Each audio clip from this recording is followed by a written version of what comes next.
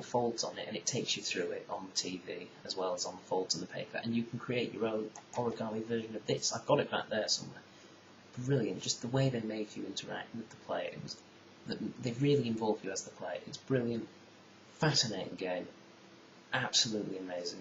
And again, for what it is, it's a 10 out of 10. It is just the most, conceptually, the best game that I've played this year. You know, absolutely wonderful. Heavy Rain, PlayStation 3 exclusive. You should try and get a PlayStation 3 and play it. It's marvellous. A couple more to go. Napoleon Total War, again, out of the box for that. PC game, you know, Total War game. Basically, you know, your standard affair of you have an army, those guys have several armies, you've got to take over Europe, either as Napoleon or against Napoleon. Good game, graphically good. Brilliant intro video. You know, Napoleon stood there addressing the camera, and it really looks like a real person. You know it's graphics, but it is the closest representation of a real person I've seen in a game. Good game as well, 8 out of 10, I would say. Very good fun.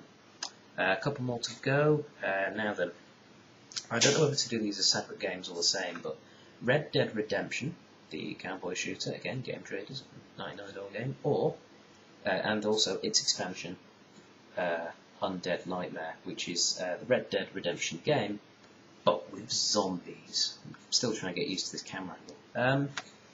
I suppose we can talk about them separately. Red Dead Redemption, it's a cowboy simulator for the people that brought you Grand Theft Auto. You travel around the world as John Marston, a former outlaw who is now reformed and is working for the Bureau, which is the earlier interpretation of the FBI in America, tracking down his former gang members and basically hunting them down to kill them so that he can get his family back, is the basic premise of the story.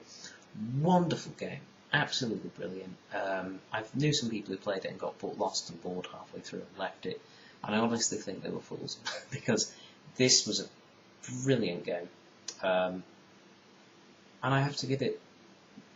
I honestly can't think of a score to give it other than 10 out of 10 for what it is trying to achieve, and for what, you know, the genre of game it is. It was perfect, just absolutely perfect. My only criticism, I suppose, would be sometimes when you try and make him stop running, he still runs on a little bit too much, but that might be more to do with the actual Rage engine than anything. And I learned to get around that pretty quickly. Also, navigating with the horse can be tricky, but that's because navigating with actual horses is tricky.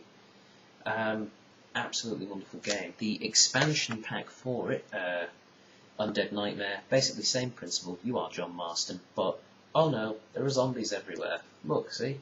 Zombies. Just here, it's a bit blurry, I know, but zombies. You go around all the locations that you come to know from Red Dead Redemption, and you try and kill zombies in them. Wonderful, great concept, great fun.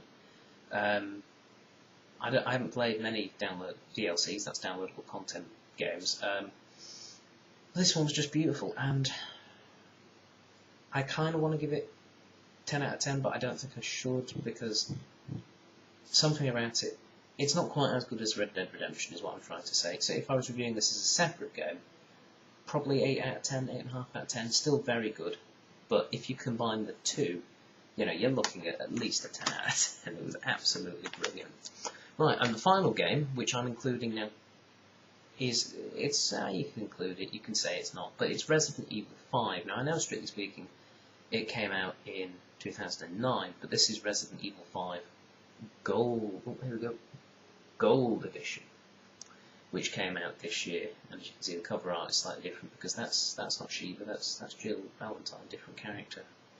Basically it is everything, all the DLCs from Resident Evil 5 combined into one game.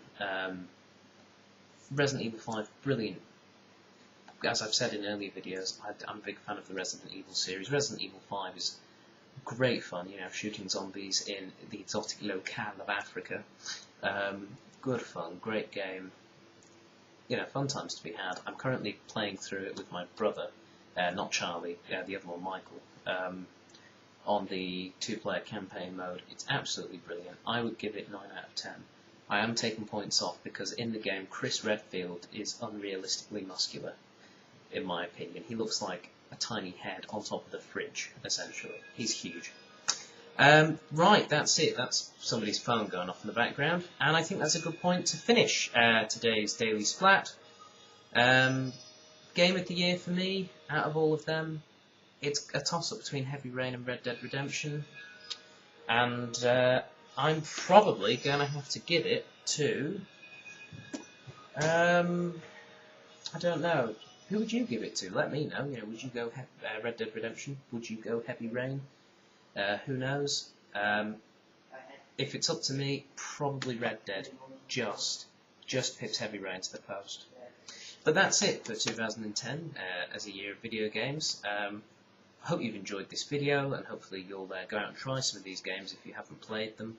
I would also like to say I haven't played Mass Effect 2, that's why it's not here, but I will be when it comes out on PlayStation 3 in a few weeks.